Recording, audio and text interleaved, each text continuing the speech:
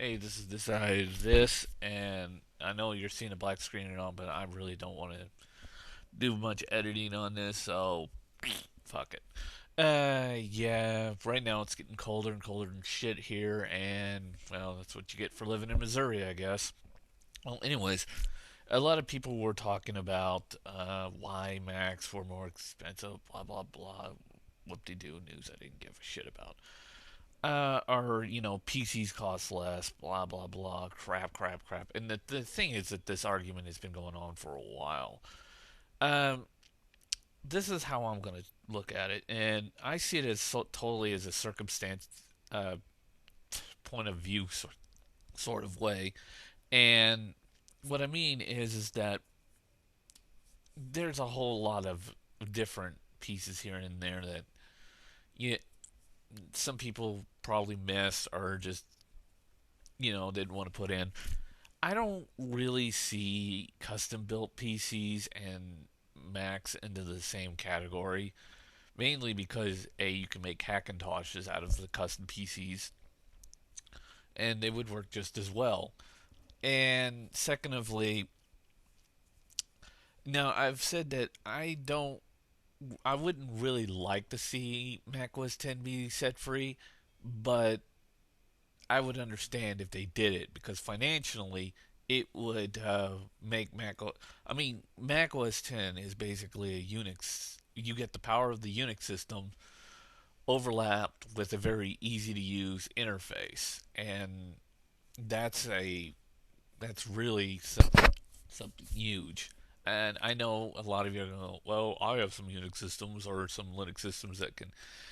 No, not with an easy to use uninstall. I mean, install and uninstall applications. Yeah, there are some Mac apps that are somewhat complicated, but that kind of ease to use is just really just symptomatic, sort of to speak.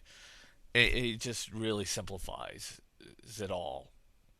Just take an app, put it in your applications folder. There you go. It's installed. And not only that, every Mac uses something called Bluetooth, and I'm talking even their mid-range and their low-range. Hell, Bluetooth is even in their Mini Macs and their MacBook Airs. Hell, it's even in the iPods and the iPhone. It's in everything Apple almost. And apparently, besides the fact that Apple is beyond Bluetooth happy, God knows why, uh, not very many not very many motherboards for custom PCs use Bluetooth, and I mean there are those that do this, but it's not like huge in numbers here. And then you got those custom. Then you got the Dells and them, and they really don't use Bluetooth that much. I don't know, maybe more than now than ever, but it's kind of really behind. And what I really find just sort of kind of, point of view thing here is, Apple uses something called IF, I believe, and PCs use BIOS. And actually, I apologize, it's EFI, not IF. But EFI, Apple uses EFI, and most PC vendors and most PC people use BIOS. And both have their problems. Both have their ups and downs, in my opinions. Um, Even though, if you remember, Apple Soldier and Zool got in a little argument about that, which was better. And to be honest, I don't think any is better. I think they both have their ups and they both have their downs. And there are places where EFI really beats BIOS, and there are places where BIOS just beats EFI, in my opinion. But it's up to you.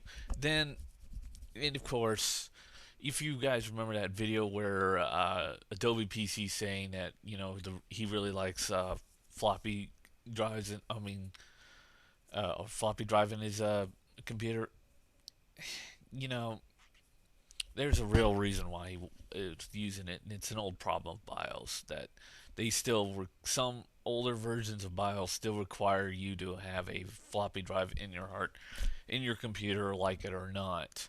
I think the newer, and I think this was solved in BIOS a long time ago. But yeah, we're talking ancient problems here, along with an ancient person. But anyways, and of course, yeah, he owned MacWord. No, MacWord owns himself by the fact that he talks. He didn't own MacWord through what was it? Oh, he said through multi-coring. No, he didn't. He owned MacWord. The instant MacWord made that video on dual monitoring, saying that having a giant screen monitor was so much more better than dual monitoring, and acting as if Apple doesn't have dual monitoring. It does. Apple has dual monitoring on almost every one of their computers. Only one that I don't, the only two I don't think does this, and this is just a wild guess, is the MacBook Air and the Mac Mini.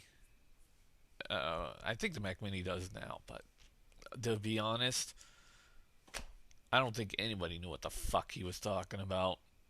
So that's why that's how Adobe PC actually owned MacWord, not through I can do multi-coring.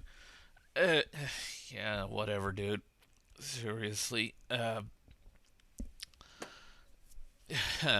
But anyways, the thing is that most PC vendors, most custom PC things, the two systems are very separate from each other, almost identically. Do I see Apple as a hardware company? Yes and no. I mean, yes, they do sell some hardware, but they also sell some pretty massive software as well. And not, I mean, the one thing that I really think they really got in to make on their own is probably the iPod, the iPad, and the iPod Touch, which they put their own little processor in there now, which is a company that Apple bought out, and now Apple's making those processors. Go figure. I think that's pretty much their own technology now. I mean, but most PC vendors and most PC companies do use other companies to help make their products. This even includes motherboards. Their chipsets, most of them do in fact come from other vendors and other companies before they're soldered into the motherboard, so to speak. Uh, so, do I see Apple as a hardware company? Literal both. And it's really hard to put into words, but I think Apple would be more successful if they let their OS out into market because let's face it, it's in my opinion, I think it's 20 times more better than Windows 7. And if they lose a little hardware sales, that's still what. And they'll at least pick up on their most stuff. And as for the whole graphics cards being behind, there is a difference, and I've repeated this more than once. There's a difference between OpenGL hardware, I mean, graphics cards, and DirectX graphics card. I mean, DirectX uses the hardware and beats the living fuck out of it. And this has been the problem. This is why NVIDIA and ATI have been complaining to Microsoft that, DirectX just hurts their hardware, and it hurts it.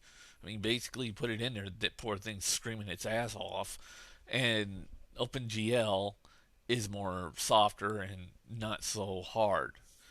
And I guess one of the proofs is that new Trinity game that came out for iPod Touch.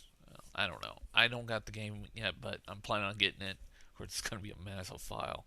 But it was found to be not so resource intensive as most games that came out for like DirectX. But the two cards are different because most developers go for the whole DirectX because it's got all the games and stuff, but then they got to reconfigure that to OpenGL, and then once it's reconfigured for OpenGL, then Apple and all the other companies can use it. well, mainly Apple, because Apple's straight up OpenGL with no real Wine interface. Why PCs have a Wine, why Linux has a Wine interface, and of course, but unfortunately, most of their interface is OpenGL. And when people are using DirectX cards over them, their interface looks all fucked up, so to say. So yeah, that's a major problem there. If they use something that's, I don't know, both DirectX and OpenGL compatible, it would their Linux operating systems would come out a significantly 10 times more better, in my opinion. But well, that's just me talking, and that's all I really have to say.